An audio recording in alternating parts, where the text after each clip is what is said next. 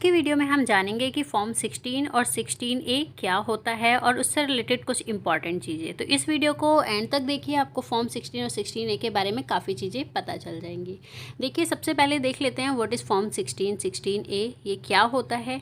तो ये एक टीडीएस सर्टिफिकेट होता है, ठीक है, जो कि फॉर्म 16 हमारा सैलरी के केस में इशू करते हैं जो एम्प्लॉयर होता है वो एम्प्लॉय को, और 16A हमारा जो है बाकी अदर देन सैलरी के लिए यूज़ होता है। जब आप टीडीएस रिटर्न अपनी फ़ाइल कर देते हैं तो फाइल करने के बाद जो सर्टिफिकेट गवर्नमेंट इशू करती है उस सर्टिफिकेट को आपको अपने एम्प्लॉय को देना होता है। यही आपका यहाँ पे यही हो जाता है। देखिए, फॉर्म 16, 16A, फॉर्म 16B, ये तीन हमारे फॉर्म होते हैं जिसको आप समझ लेंगे तो आपको काफ़ी चीज़ें क्लियर हो जाएंगी। जैसे कि फॉर्म 16 में issued by the employer for tax deducted at source on salary, ये सैलरी पे डिडक्ट जो किया जाता है तब ये फॉर्म इशू किया जाता है, ठीक है, और ये एम्प्लॉयर इशू करता है। फॉर्म 16A के केस में applicable for TDS on income other than salary के केस में होता है ये, जैसे कि रेंट, प्रोफेशनल फ़ी, कॉन्ट्रैक्टर कमीशन, इन सब के केसेस में होता है, ठीक है। Issued by financial institution and other entities, इन्हें बाकी जो फाइनेंशियल इंस्टीट्यूशन होते हैं जैसे बैंक्स हो गए या अदर एंटिटीज़ वो इशू करती हैं।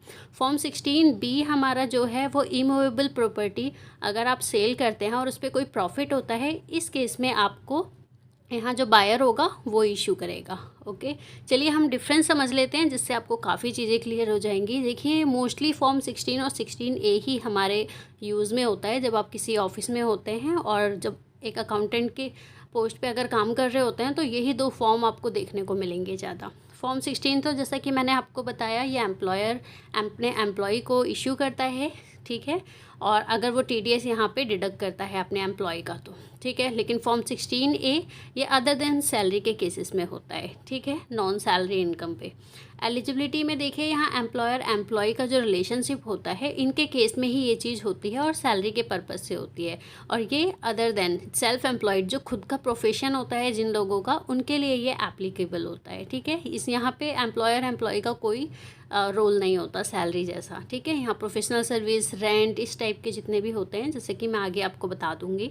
टाइम लिमिट फॉर इशू, इसे फॉर्म 16 इज इशूड एनुअली, इसे एनुअली इशू किया जाता है, ठीक है, एक फाइनेंशियल ईयर का एक बार ही इशू किया जाता है। लेकिन जो फॉर्म 16A होता है इसे आपको क्वार्टरली यहाँ पर इशू करना होता है।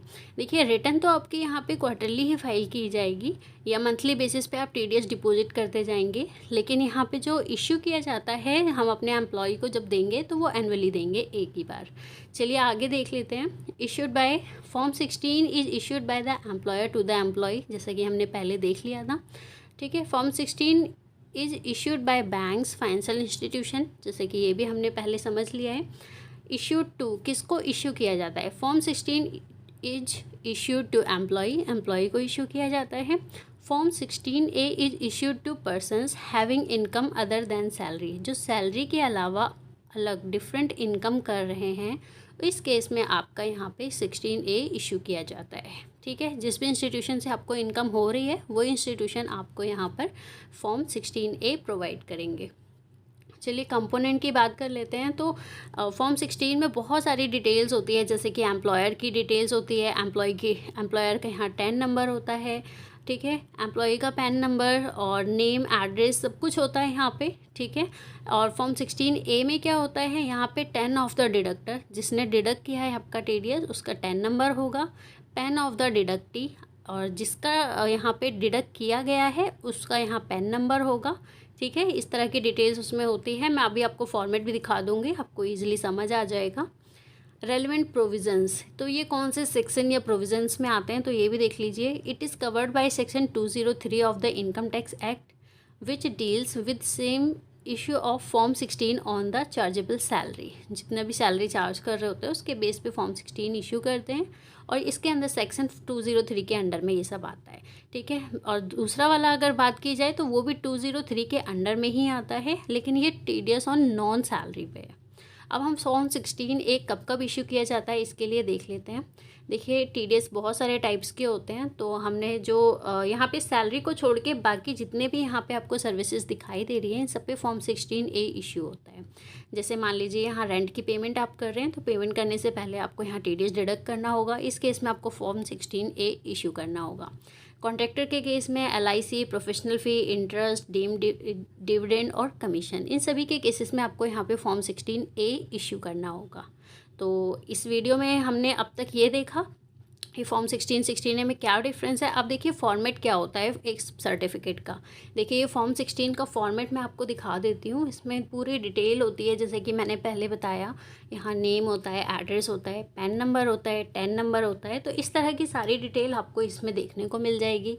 कितना टीडीएस डिडक्ट किया हुआ है, ये सभी चीज़ें इसमें आपको यहाँ पर शो करेंगे। एक चीज़ मैं बताना चाहूँगी, जैसे फॉर्म 16 होता है सैलरी के केस में, उसमें आपको 2 पार्ट देखने को मिलेंगे, पार्ट ए, पार्ट बी। लेकिन जो फॉर्म 16A होता है उसमें आपका एक ही पार्ट होता है, जिसमें सारी डिटेल आपको देखने को मिल जाएगी। ठीक है, देखिए जिस पार्ट की मैं बात कर रही हूँ उसके 2 पार्ट्स हैं। इसमें देखिए पार्ट ए में क्या क्या डिटेल होएगी, तो ये देख लेते हैं हम। Part A has information of the employer and employee की यहाँ पे इंफॉर्मेशन होगी, like name, address, PAN number, TAN number और पीरियड ऑफ एम्प्लॉयमेंट, कितने टाइम तक उन्होंने एम्प्लॉयमेंट मतलब ड्यूटी की, डिटेल ऑफ टीडीएस डिडक्टेड, जितना टीडीएस डिडक्ट किया है और जितना डिपॉजिट किया गया है गवर्नमेंट को। ठीक है, पार्ट बी में डिटेल ऑफ सैलरी पेड, जितनी सैलरी पे की है, अदर इनकम, जितनी भी डिडक्शन अलाउ की है और टैक्स पेबल, ये सभी चीज़ें इसमें आपको शो करेंगी। तो पार्ट ए और पार्ट बी को हमने समझ लिया है। तो आज की वीडियो में इतना ही। आई होप कि आपको काफ़ी चीज़ें यहाँ पर क्लियर हो गई होंगी। फिर भी कोई डाउट है तो आप मुझे यहाँ कमेंट करके पूछ सकते हैं। मिलते हैं नेक्स्ट वीडियो में।